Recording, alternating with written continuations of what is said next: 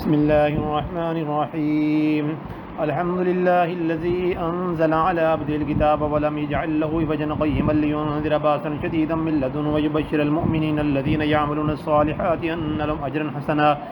ماكثين فيه أبدا وينذر الذين قالوا اتخذ الله ولدا ما لهم به من علم ولا لآبائهم كبرت كلمة تخرج من أفواههم يقول الله كذبا فلعلك باخع نفسك على آثار من لم يؤمنوا بهذا الحديث أسفا إنا جعلنا ما على الأرض زينة لا لنبلوهم أيما صنعوا عملا وإنا لجاعلون ما عليها سيدا جرذا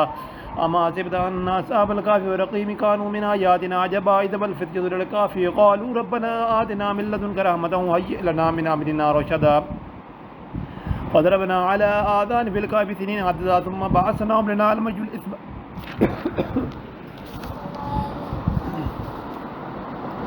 بعثناهم لنعلم الجلد بين أحسان ما لبثوا ومدى نحن نقص عليك نبأهم بالحق إنهم فتية آمنوا بربهم زدناهم هدى وربطنا على قلوبهم وقاموا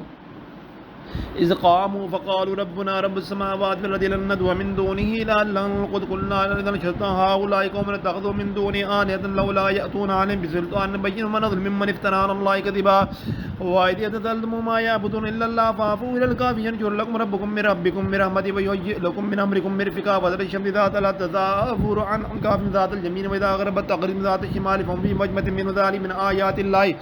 من يهد الله فالمهتد ومن يضلل فلن تجد له وليا مرشدا فتحسبك إيقاظهم وهم رقود وقلب ذات اليمين وذات الشمال وقلب باسط ذراعيه بالوسيلة بالصلاة عليهم ليس منهم فرارا ولا ملئ منهم رعبا وكذلك بعضنا من ثالوا بينهم قال قائل منهم كم لبثتم قالوا لبثنا يوما أو بعض يوم قالوا ربكم أعلم بما لبثتم بعثوا أحدكم بباركم هذه المدينة من ينظر أيها أزكى طعاما بلجات برزق منه يتلطف فلا يشرك بكم أحدا إنما ينظر عليكم يرجموكم أو يعيدوكم في ملة فلن تفلحوا إذا أبدا وكذلك أرسلنا أن يعلموا أن وعد الله يحكم أن الشهادة لا ريب فيها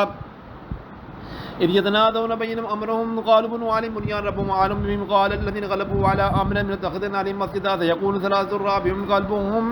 يقول خمس سادس قلبهم رجما بلا غيب يكون ثابت وثامن قلبهم قل ربي أعلم بعدتهم ويعلمهم ما يعلم إلا قليل ولا تمارم إلا مراء زائر ولا تسلف من أحدا ولا تقولن لجن إني فعل ذلك غدا إلا إن شاء الله واذكر ربك إذا نسب قل عسى أن يهدي ربي لأقرب من هذا رشدا ولبثوا فيه كافٍ 300 سنين وازدادوا قل الله أعلم ما لبثوا لو غيب السماوات بسر به بس ما لهم من دونه من ولي ولا يشرك به أحدا واتل ما أوحي إليك من كتاب ربك لا مبدل لكلمات من تجد من دونه ملتحدا واصبر نفسك مع الذين يدعون ربهم بالغداة والعشي يريدون وجهه ولا تعد عيناك عنهم تريد زينة الحياة الدنيا ولا تطع من أغفلنا قلبه عن ذكرنا واتبع هواه وكان أمره فرطا وأقول لكم من ربكم من شاء فليؤمن من شاء فليكفر نادنا للظالمين أن هذا بهم صراطك وإن يستغيثوا بغاث يغاث بماء كالمهل يشرب الوجوه وبئس الشراب وساءت مرتفقا إن الذين آمنوا بالصالحات إنا لا نضيع أجر من أحسن عملا أولئك لهم جنات تجري من تحتها الأنهار يحلون فيها من أصحاب من ذهب ويلبسون ثيابا خضرا من سندس ويستبرق متكئين فيها على الأرائك نعم السرير المرتفقا وأضرب مثلا الرجلين جعلنا عليهما جنتين من أعناب وخفناهما بنخل وجعلنا بينهما ذرا كلتا الجنتين آتوا ولم تظلم منه شيئا وفجرنا خلالهما نهارا وكان له ثمر قال صاحبه ويخاف لنا أكثر من كمالا وأذون فرا ودخل جنته وهو ظالم لنفسه قال ما أظن أن تبيد هذه أبدا وما أظن الساعة قائمة ولا رد إلى ربي لا أجدن خيرا منه منقلبا قال له صاحبه يحاول أكثر بالذي خلق ثم من تراب ثم من نطفة ثم سواك رجلا لكنه والله ربي ولا أشرك بربي أحدا ولولا إذ دخلت كل جنة كل ما شاء الله لا قوة إلا بالله إنني أنا أقل منك مالا ولدا فعسى ربي أن يؤتيني خيرا من جنتك ويرسل علي عصبانا من السماء فتصبح سيدا زرقا أو يصبح ماءه غورا فلن تسقي له طلبا ويؤتي بثمره وأصبح يقلب كفيه على ما أنفق فيها ويخاف من الله روحها ويقول يا ولد لا مشرك بربي أحدا ولم تكن له فئة ينصرون من دون الله ما كان منتصرا هنالك البلاء لله لكن وخير ثوابا وكبر واجلب لهم الحياة الدنيا كما عند الله من السماء فاختلط به نبات الأرض فأصبح هشيما ذريته وكان الله ولا كل مقدرا المال والبنون زينة الحياة الدنيا والباقيات الصالحات خير عند ربك ثوابا وخير أملا ويوم نسير الجبال وترى الأرض بارزا وحشرناهم فلم نغادر منهم أحدا وأوردوا على ربك صفا لقد جئتمونا كما خلقناكم أول مرة بل زعمتم أن لن زعمتم أن لن نجعل لكم موعدا وأوتي الكتاب فترى المجرمين مشفقين مما فيه يقولون يا ويلتنا ما لهذا الكتاب لا يغادر صغيرة ولا كبيرة إلا أحصاها ووجدوا ما عملوا حاضرا ولا يظلم ربك أحدا وإذ قلنا للملائكة اسجدوا لآدم فسجدوا إلا إبليس كان من الجن وكان من ربي وتتخذونه وذريته أولياء من دونه وهو لكم عدو بئس للظالمين بدل ما أشهدتم خلق السماوات والأرض ولا خلق ما كنتم متخذين المضين الظاهر ويوم يكون نادوا شركائي الذين زعموا أنهم لم يستجيبوا لهم وجعلنا بينهم موبقا ورأى المجرمون النار وظنوا أنهم مواقعوها ولم يجدوا عنها مصرفا لقد صرفنا في هذا القرآن للناس من كل مثل وكان الإنسان أكثر شيء جدلا وما منع أن يؤمنوا جاءهم الهدى ويستغفروا ربهم إلا أن هذه السنة الأول يوم من عذاب وبلا وما نرسل المرسل إلا مبشرين ونذيرين وموعظات الذين كفروا بالباطل يدحضون به الحق واتخذوا آياتي وما أنذروا هزوا ومن ممن ذكر بآيات ربه فأردانا ونسي ما قد يدعى وجعلنا جعلنا على قلوبهم يكفوا فيها آذان مقرأ ولن تدعوهم إلى الهدى فينظروا الذين بدأ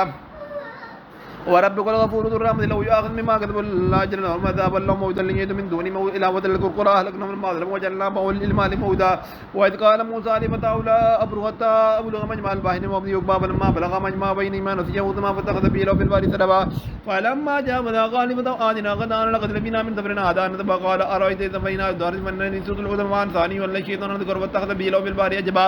قال ذلك ما كنا نبغي فتد على آثار مقدم فوجد عبدا من ذاتنا آتينا ورحمة من عندنا وعلمناه من لدنا علما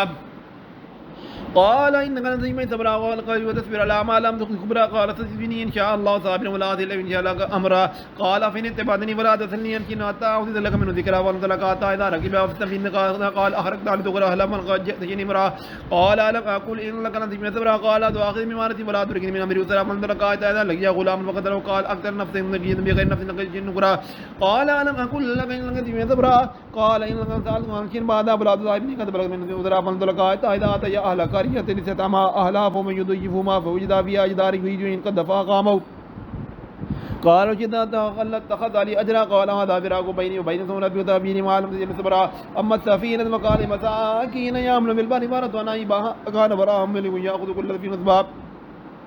وأما الغلام وكان أبواب من بغينا يريكما تقيان وكفرا أخبارتنا أن يبدلهما ربهما خيرا من زكاة وقربهما وأما الجدار فكان لغلامين يتيمين في المدينة وكان تحته كنز لهما وكان أبوهما صالحا فأراد ربك أن يبلغا أشدهما ويستخرجا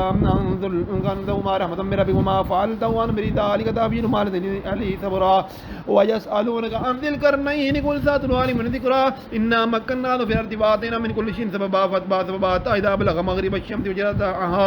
تغرب في عينهم يده وجد عندها قوما قلنا يا ذا الكريم أن تعذب وإما أن تتخذ فيها حسنا قال أما من ظلم وسوف يعذبه هذا ثم يرد إلى ربه ويعذب عذابا نكرا وأما من آمن من الصالحين فله جزاء حسنا فسنقول من أمرنا يسرا ثم أتبع سببا إذا بلغ مطلع الشمس وجدها تطلع على قوم لن نجعل لهم من دونها سترا كذلك وأهدنا بمارد خبرا ثم أتبع سببا إذا بلغ بين السدين وجد من دونها قوما لا يكادون يفقهون قولا قالوا يا ذا القرنين يأجوج وماجوج مفسدون في الأرض فجعل نجعل لك خرجا على أن تجعل بيننا وبينهم سدا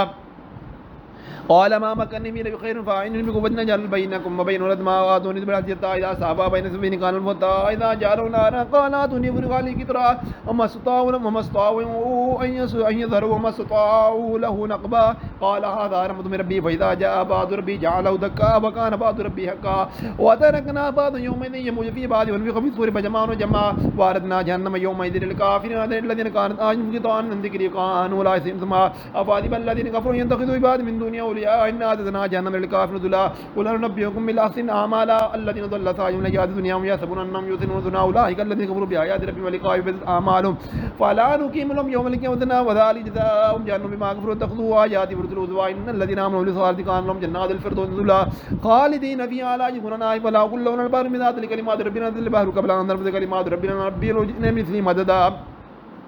قل إنما أنا بشركم مثلكم يوحى إلي إنما إلهكم إله واحد من كان يرجو لقاء ربي فليعمل عملا صالحا ولا يشرك بعبادة ربه أحدا.